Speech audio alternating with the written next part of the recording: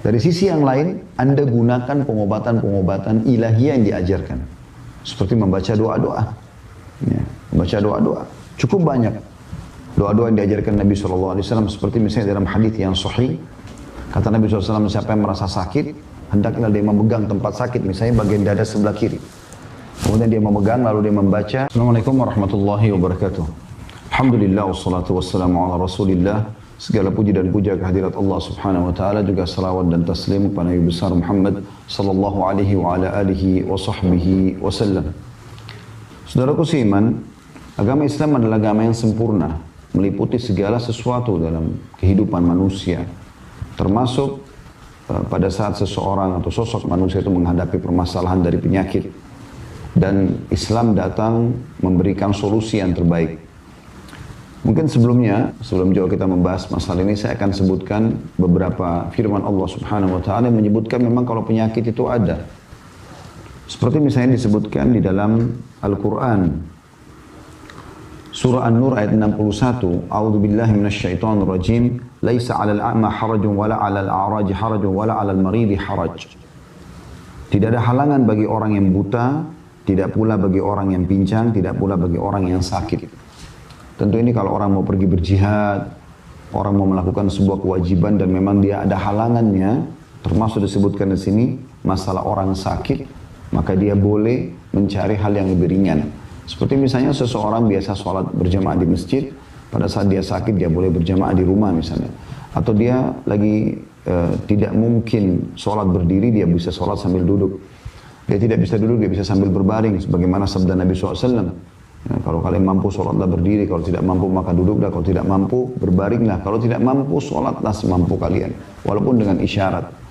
Ya, seperti orang lagi berjihad di kancah peperangan, lagi berhadapan dengan musuh, boleh sholat dengan isyarat. Begitu juga orang yang stroke seluruh badan misalnya, maka mereka boleh melakukan itu. Tapi inti bahasan Allah SWT sebutkan di sini tentang wala alal maridi haraj, dan orang-orang yang sakit pun tidak masalah untuk atau tidak perlu memaksakan diri. Begitu juga Allah Subhanahu wa ta'ala memudahkan ya, di bulan Ramadan seperti ini, musafir, orang sakit ya, yang memang tidak mampu untuk berpuasa, mereka boleh berbuka, kemudian mereka boleh menggantikan atau dianjurkan menggantikan di hari yang lain. Sebagaimana Allah sebutkan dalam Al-Baqarah ayat 184, A'udzu billahi minasyaitonir rajim, "Faman kana minkum maridan aw 'ala safarin fa iddatun min ayyamin ukhra." Siapapun di antara kalian yang sedang sakit atau dalam perjalanan, lalu ia berbuka, maka wajiblah baginya mengganti di hari lain sebanyak hari yang ditinggalkan itu. Jadi ada keringanan bagi musafir, ya, bagi orang yang sakit untuk tidak berpuasa. Berarti penyakit juga disebutkan di sini ya. Dan cukup banyak ayat-ayat Al-Quran yang berbicara masalah itu. Hanya saya dalam Islam dibagi menjadi dua, ada penyakit jasmani, ada penyakit rohani atau biasa dibahasakan juga dengan penyakit hati. Kalau masalah penyakit hati itu disebutkan dalam firman Allah Subhanahu wa ta'ala dalam surah Al-Baqarah ayat 10. Al-Baqarah ayat 10. A'udzu billahi minasyaitonir rajim, fi qulubihim maradun fazadahumullahu marada. Di dalam hati-hati mereka para orang-orang munafik ya, ada penyakit-penyakit yang Allah tambahkan penyakit di atas penyakit tersebut. Ya, seperti iri, dendam, semua itu putus asa, ya. Penyakit-penyakit yang berbahaya sekali sebenarnya yang tanpa bisa dideteksi secara medis, itu ada disebutkan dengan penyakit hati. Begitu juga disebutkan di dalam surah Al-Muddathir ayat 31, A'udzu billahi minasyaitonir rajim, wa liyaqula alladziina fi qulubihim maradun wal kafiruna madza aradallahu bihadza mathala. Orang-orang yang di dalam hatinya ada penyakit dan orang-orang kafir mengatakan apakah yang dikehendaki oleh Allah dengan bilangan ini sebagai perumpamaan. Nah, jadi ada penyebutan tentang masalah penyakit. Lalu Allah Subhanahu wa ta'ala simpulkan saudaraku seiman tentang masalah penyakit ini, apapun sifatnya, baik itu penyakit jasmani, rohani ya. Allah menyebutkan dalam surah Asy-Syu'ara, Anda bisa buka surah Asy-Syu'ara ayat 80. A'udzu billahi minasyaitonir rajim. Nabi Ibrahim, melalui lisan Nabi Ibrahim AS beliau mengatakan, wa idza maridtu fahuwa yashfin. Dan kalau aku sakit, hanya dialah Allah yang menyembuhkanku. Jadi semua jenis penyakit itu akan bisa sembuh. Tapi memang pemberi kesembuhan yang sebenarnya adalah Allah subhanahu wa ta'ala. Kita manusia hanya bisa berikhtiar. Berikhtiar. Teman-teman sekalian, di dalam Islam tidak ada penyakit yang tidak ada obatnya. Itu sangat jelas dijelaskan oleh Nabi SAW dan ini dipegangi oleh setiap orang Muslim. Anda bisa renungi hadis yang pertama riwayat Imam Muslim, hadis nomor 2204. Kata Nabi SAW dari Jabir bin Abdullah radhiyallahu anhuma, likulli da'in dawa, fa idza usiba dawa'ud da'i bari'a atau bar'a biidznillah. Semua penyakit pasti ada obatnya. Ini sudah dipatok oleh Nabi SAW. Sebagai seorang Muslim kita harus yakin masalah ini. Kalau di dunia medis masih ada yang mengatakan obat ini belum ditemukan, maka belum ditemukan saja obatnya. Tetapi dalam syariat Allah Subhanahu wa ta'ala dari 1400 tahun yang lalu sudah disampaikan. Tidak ada penyakit yang Allah ciptakan kecuali ada obatnya. Jika sesuai antara penyakit dengan obat, maka ia akan sembuh dengan izin Allah. Begitu juga dengan hadis Nabi SAW. Lebih jelas lagi, hadis riwayat Bukhari. Dari Abu Hurairah radhiyallahu anhu bahwasanya Nabi SAW bersabda, ma anzalallahu da'an illa anzalallahu lahu shifa. Allah tidak akan pernah menurunkan sebuah penyakit kecuali Allah akan turunkan bersama obatnya. Jadi semua ada obat. Begitu juga dengan hadis Nabi SAW, dan saya berharap ini teman-teman tim medis yang mengikuti acara kita, karena ini memang acara Zoom dari rumah sakit ya, dan teman-teman medis yang banyak yang ikut, maka saya berharap Anda sebagai dokter muslim, tim medis muslim tidak pernah melepaskan ya, ilmu Anda yang sudah Anda pelajari di alam medis ini dengan Islam. Karena kita tidak mengenal sistem sekuler.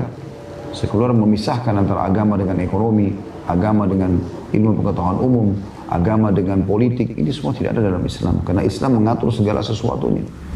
Maka jadilah dokter muslim yang menggabungkan antara pengobatan medis yang sudah Anda pelajari dengan agama Islam.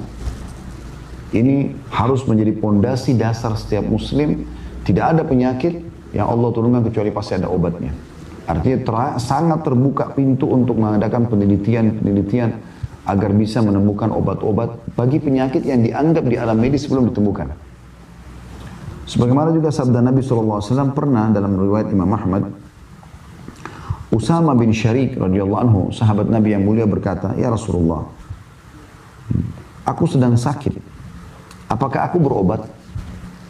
Pertanyaan ini mungkin muncul bagi umumnya orang yang memang masih baru belajar Islam dan dia pikir kita tawakal saja, nggak usah berobat. Ini jawabannya sangat jelas. Pada saat sahabat ini mengatakan, ya Rasulullah, aku sedang sakit, apakah aku berobat? Dengarkan jawaban Nabi SAW. Naam ya ibadallah. Ya wahai hamba Allah. Tadawaw fa inna Allah lam yada'u da'an illa wada'a lahu shifaan. Berobatlah wahai hamba-hamba Allah. Karena Allah tidak pernah turunkan penyakit kecuali Allah datangkan obat bersamanya. Ghaira da'in wahid. Kecuali ada satu yang dianggap penyakit oleh manusia yang tidak ada obatnya. Qalu wa ma huwa ya Rasulullah? Mereka mengatakan, apa itu wahai utusan Allah? Qala al-haram. Kata beliau, penyakit tua. Ini mirip juga dengan hadis yang lain. Ya. Hadis riwayat Imam Ahmad. Inna Allah lam yanzil da'an illa wa anzala lahu shifa. Allah tidak pernah turunkan penyakit sebagai pencipta langit dan bumi yang menerapkan dan menentukan segala sesuatunya. Tidak pernah menetapkan satu penyakit kecuali pasti sudah disiapkan obatnya. Alimahu man alimahu wa jahilahu man jahilahu. Diketahuilah bagi orang yang belajar dan tidak diketahui bagi orang yang tidak mempelajarinya. Artinya sangat terbuka sekali pintu-pintu untuk mengadakan penelitian-penelitian yang diagnosa dan seterusnya yang bisa membuat seorang muslim selalu menemukan inovasi-inovasi. Ini tidak asing sekali, banyak ilmuwan muslim terutama di era masa kejayaan Islam di Spanyol, ya. Ada banyak sekali tokoh-tokoh muslim yang tampil menjadi tim medis yang sangat terkenal, ya. Di mana mereka memang tidak asing di alam medis ini, ya. Tersebutkan nama-nama mereka, terukir nama-nama mereka, bahkan sampai sekarang masih dipakai di alam medis. Bagaimana mereka terus menelusuri ayat-ayat Al-Quran, hadis-hadis Nabi SAW, sampai akhirnya mereka menemukan obat. Kemudian juga ada hadis Bukhari tentang masalah habbatus sauda, jintan hitam. Yang kata Nabi SAW, habbatus sauda dawa'an likul da'id as-sam. Jintan hitam atau ya, biji berkah biasa dikatakan, ya. Biji hitam, obat untuk semua penyakit kecuali kematian. Maka alangkah indahnya kalau seorang dokter muslim menyatukan antara ilmu pengetahuan yang dia dapatkan di alam medis dengan apa yang diajarkan di dalam syariat Allah Subhanahu wa taala. Teman-teman sekalian, pengobatan yang diajarkan oleh Nabi SAW itu ada 3. Dan harusnya kita tidak luput dari ketiga ini. Yang pertama adalah pengobatan obat-obat alami. Ya. Obat-obat alami ini hanya menggunakan apa saja yang ada di sekitar kita. Contoh misalnya tentang penyakit demam, ya, yang sudah umum. Artinya semua orang pasti akan melalui di masa hidupnya demam. Kita lihat dalam hadis Bukhari Muslim bagaimana baginda Nabi SAW mengatakan innamal humma aw shiddatul humma min fayhi jahannam fa'abridu laha bil ma'. Sesungguhnya demam itu atau demam yang sangat berat berasal dari uapnya api neraka jahannam.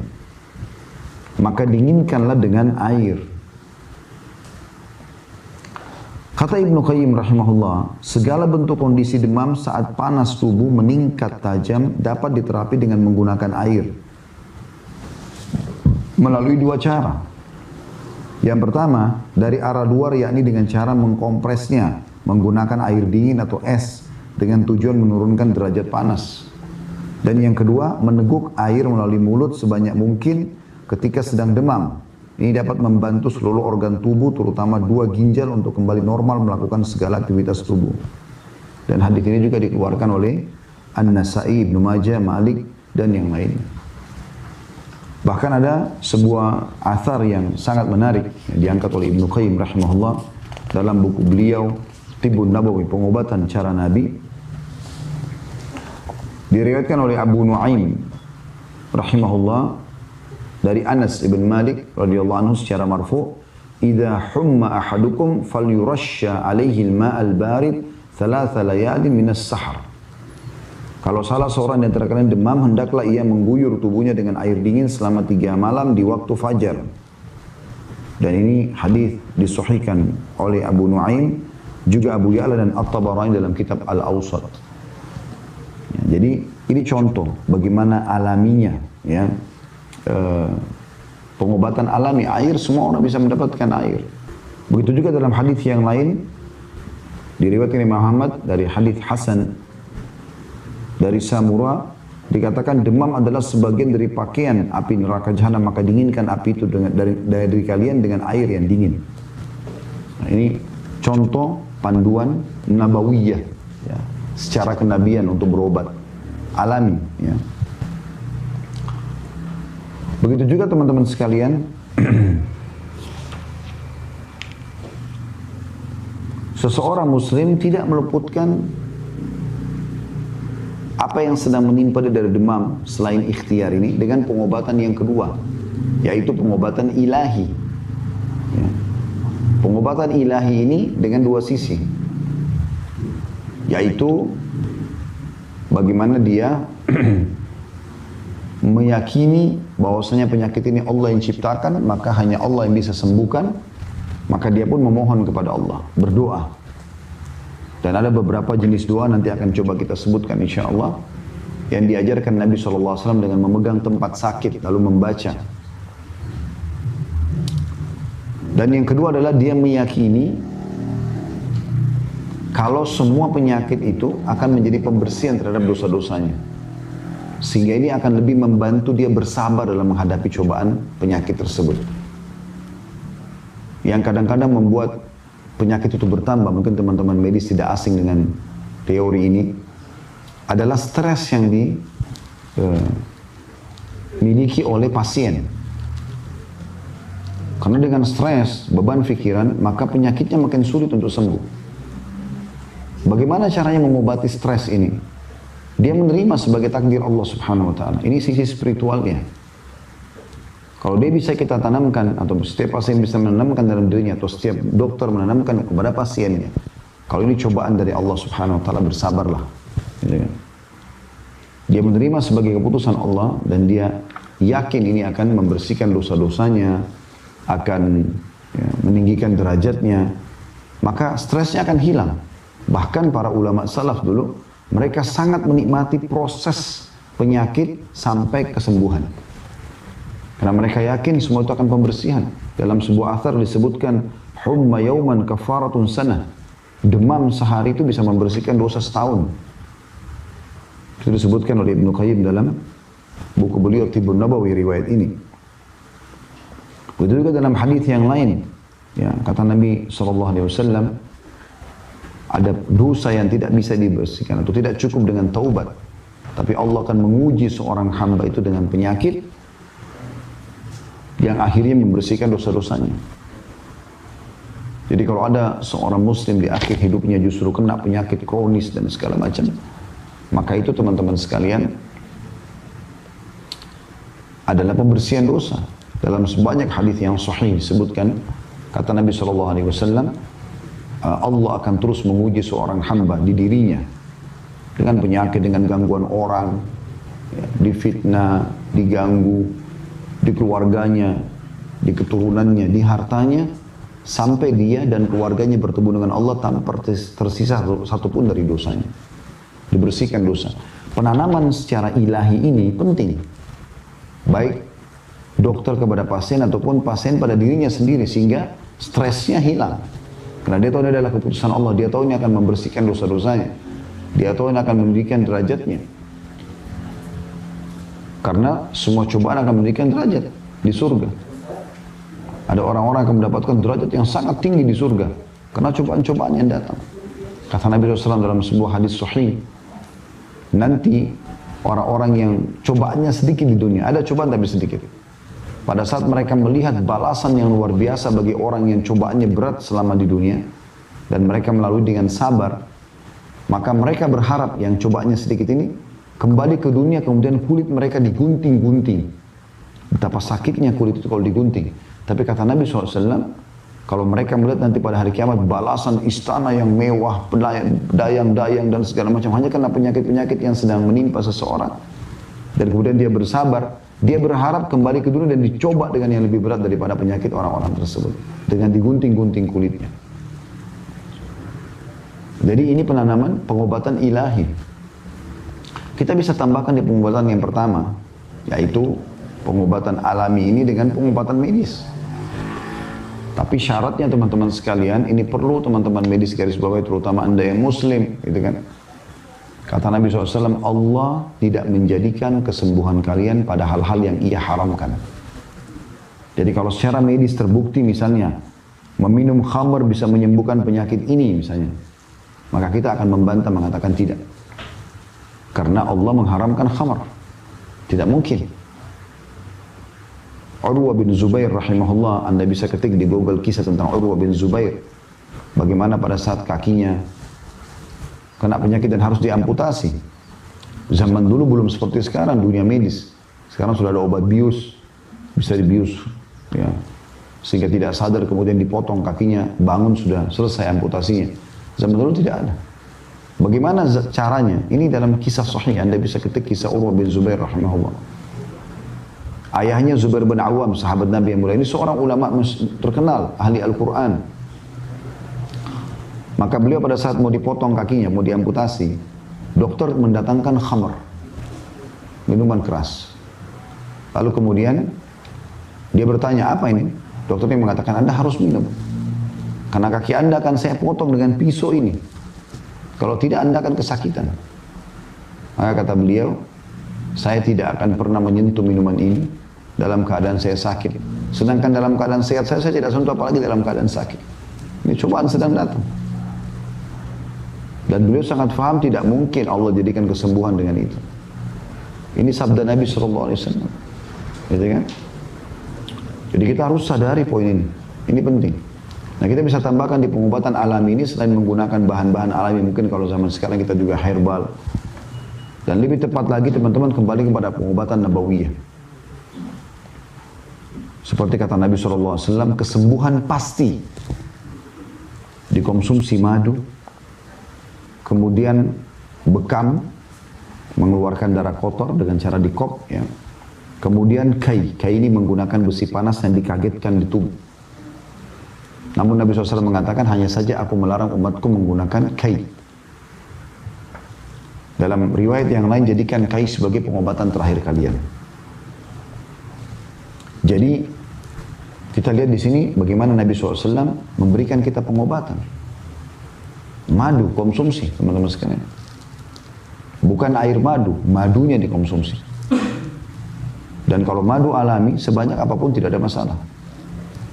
Itu juga dengan habbatus sauda, jintan hitam.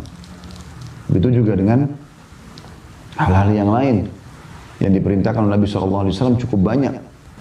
Kata Nabi SAW, ma mala'a adamiyun wi'a'an syarra min batni bihasbi ibni adam luqaymat yukimna sulbah fa in kana la budda fa'ilan fa thuluthun li ta'amihi wa thuluthun li syarabi wa thuluthun li nafasi.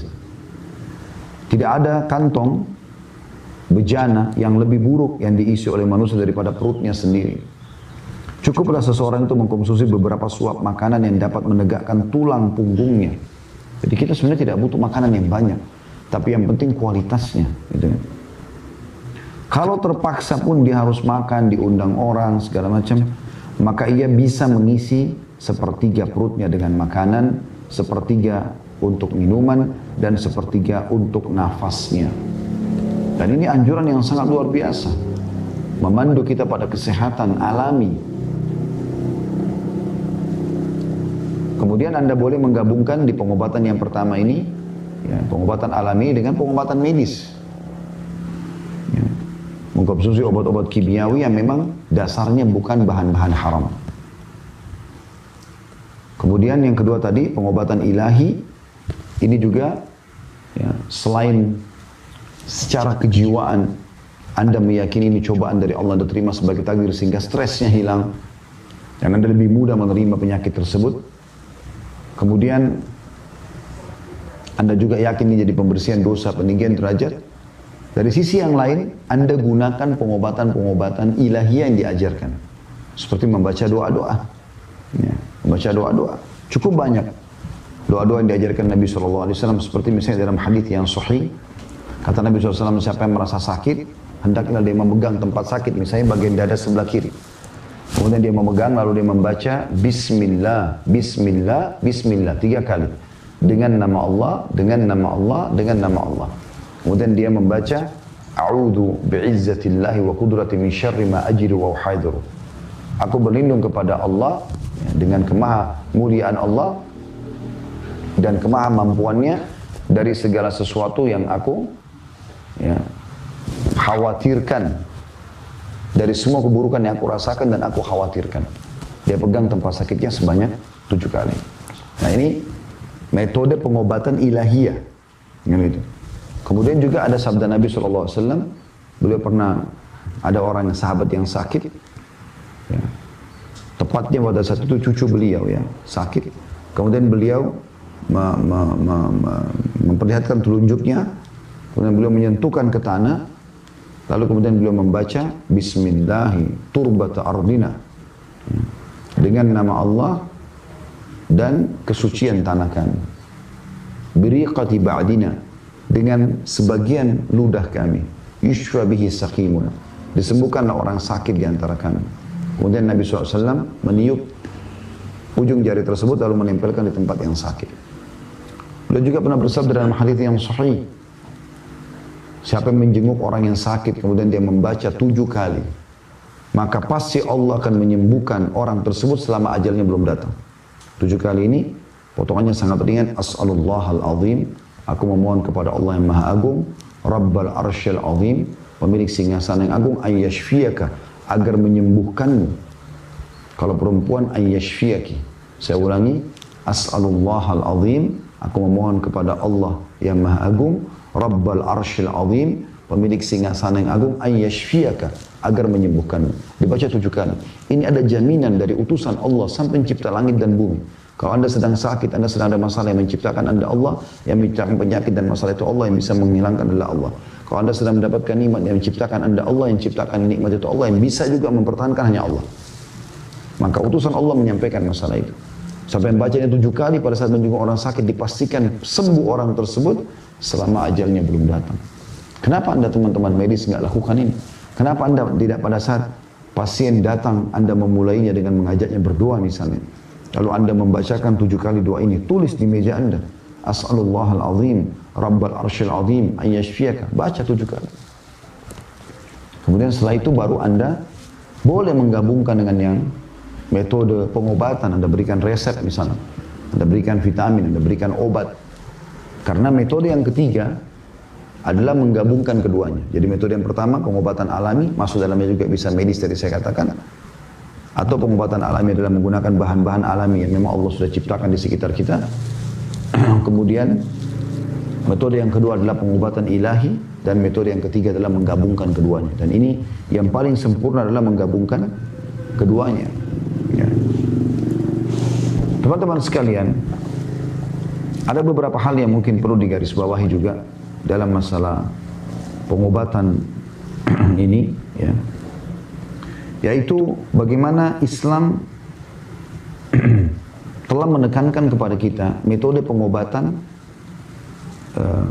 selain tadi yang sudah saya sebutkan itu ya. Ada yang secara alami sebenarnya bisa menyembuhkan penyakit Anda. Karena memang sebabnya itu bukan penyakit, bukan virus, bukan bakteri. Penyebabnya justru hal-hal yang memang dilarang dalam Islam. Sehingga kalau Anda tinggalkan, Anda secara alami akan jauh dari penyakit. Seperti contoh, semua penyakit hati ya, dendam. Islam melarang kita dendam. Tidak boleh dendam. Islam melarang kita putus asa. Bahkan Imam Madzhabi rahimahullah, seorang ulama, memasukkan putus asa bagian daripada dosa besar. Kita nggak boleh, teman-teman sekalian, iri. Yang akhirnya selalu merasa jengkel, dongkol. Kenapa orang ini lebih kaya, kenapa orang ini lebih cantik, kenapa orang ini lebih pintar. Ini nggak boleh, dilarang dalam Islam. Bahkan kata Nabi SAW, hati-hati kalian dengan iri dan dengki ini, karena dia bisa membakar pahala sebagaimana api membakar kayu bakar. Boleh ghibthah. Apa itu ghibthah? Mirip seperti itu. Jadi misalnya ada orang punya kelebihan, kita minta agar Allah memberikan kita kelebihan yang sama, tapi tanpa berharap hilang kelebihan itu dari dia. Misalnya ada seseorang pintar, kita berharap, ya Allah berikan juga saya kepintaran sebagaimana Kau berikan kepada dia. Itu boleh, tapi tanpa berharap hilang dari dia. Itu namanya ghibthah dalam agama Islam. Tapi kalau mirip dengan hasad ya, kalau hasad yang dilarang, iri yang dilarang adalah Anda merasa iri dan Anda berharap hilang dari dia. Ini hukumnya haram, tidak boleh dalam Islam. Ini contoh, berapa banyak orang muncul penyakit dari sini. Berapa banyak masalahnya itu. Karena dia selalu iri dengan orang. Yang dia pusingin setiap hari adalah kelebihan yang dimiliki oleh orang lain. Dia bukan menggali potensi dan skill dia. Ini sebenarnya secara alami sudah dilarang dalam agama. Artinya kalau Anda tinggalkan, Anda akan jauh dari banyak penyakit. Ya kan? Ini contoh. Kemudian juga puji-pujian. Melakukan satu karena puji-pujian. Kadang-kadang ada orang tidak mampu karena sudah tua, tapi karena dia gila pujian, tanda kutip, maka dia memaksakan diri. Ini kan juga termasuk dilarang dalam agama Islam. Ada istilah riya dalam agama, nggak boleh. Sebaliknya, kita dalam Islam disuruh ikhlas, disuruh tawakal, disuruh dermawan, ya, disuruh yakin dengan janji-janji Allah dan seterusnya. Itu kan secara alami ya. Kalau Anda jauhi ini, insya Allah Anda akan dapat pahala dari sisi spiritualnya, agamanya, dan Anda juga jauh dari banyak penyakit. Sebaliknya kalau Anda terjerumus dalam penyakit-penyakit hati ini, ya, maka dia akan lebih berbahaya daripada penyakit yang penyebabnya adalah dari luar, virus ataupun bakteri. Karena kalau ini tidak ada dalam diri kita teman-teman, sebenarnya tubuh kita itu sangat kuat. Allah Subhanahu wa ta'ala sudah menciptakan, ya, pertahanan yang sangat kuat. Tapi karena kita rusak dari dalam, kropos, akhirnya mudah penyakit-penyakit dari luar untuk masuk. Dan bagaimana Islam menjanjikan pahala yang besar bagi orang yang justru ikhlas, pemaaf, ya. Semua itu teman-teman sekalian. Yang baik-baik ini semuanya. Suka memberi, mengalah, itu ada semua. Itu satu sisi.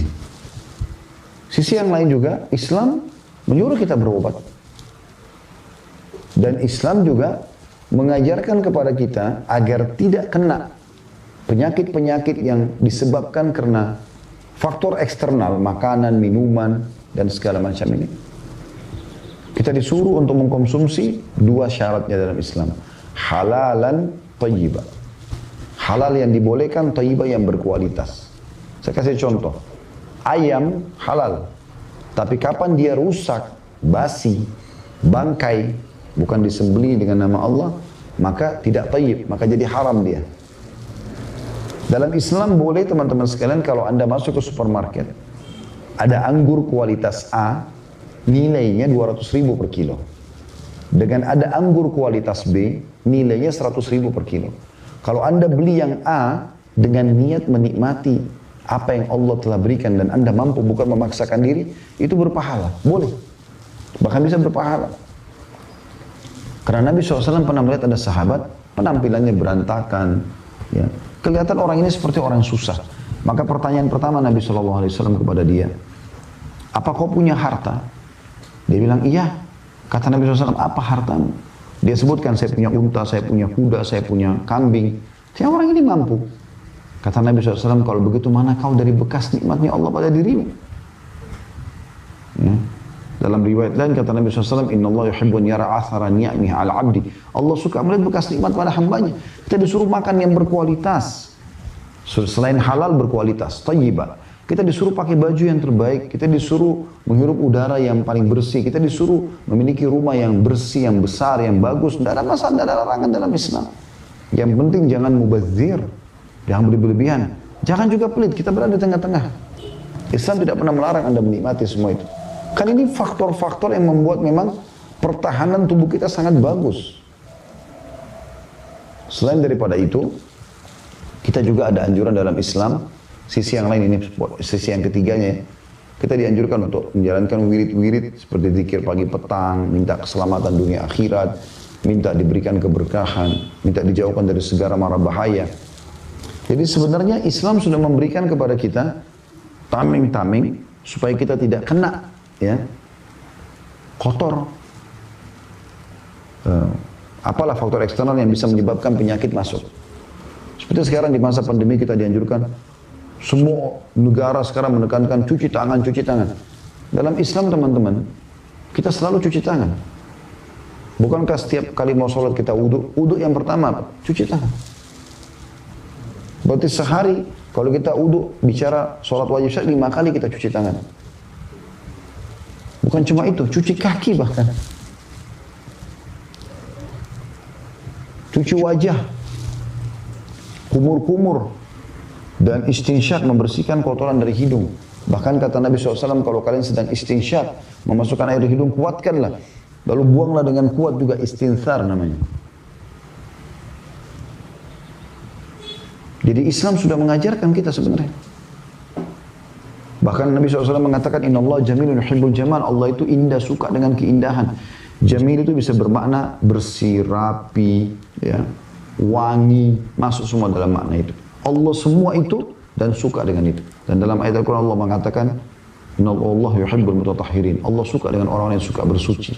Jadi Jadi memang Allah suruh itu. Jadi ada doa-doa yang dianjurkan dan ada juga penekanan-penekanan dalam Islam untuk selalu menjaga itu. Juga Islam, kalau itu sebelum datang penyakit. Kalau sudah datang penyakit, dianjurkan berobat sebagaimana sudah kami sampaikan tadi. Dengan banyak sekali metode pengobatan. Alangkah indahnya kalau seorang dokter muslim di tempat prakteknya selalu menekankan masalah ini. Dan apa teman-teman yang diharamkan dalam Islam pasti baik. Sekarang saya berapa kali berkunjung ke ruang dokter, umumnya selalu pertanyaan, Bapak merokok nggak? Minum alkohol nggak? Kenapa selalu yang ditanya ini? Karena ini kan buruk ya. Pasti berefek tidak baik pada kesehatan. Islam sudah melarang ini. Nggak boleh khamar, nggak boleh rokok. Nggak boleh. Memakan makanan yang kualitasnya terganggu aja, sudah rusak nggak boleh. Apalagi kalau dasarnya kayak racun-racun seperti ini. Jelas nggak boleh. Jadi Islam teman-teman mengajarkan kepada kita sebelum datang penyakit bagaimana mengkanternya. Dan kalaupun datang bagaimana menerimanya dan menghadapinya. Sebagaimana sudah kami paparkan tadi.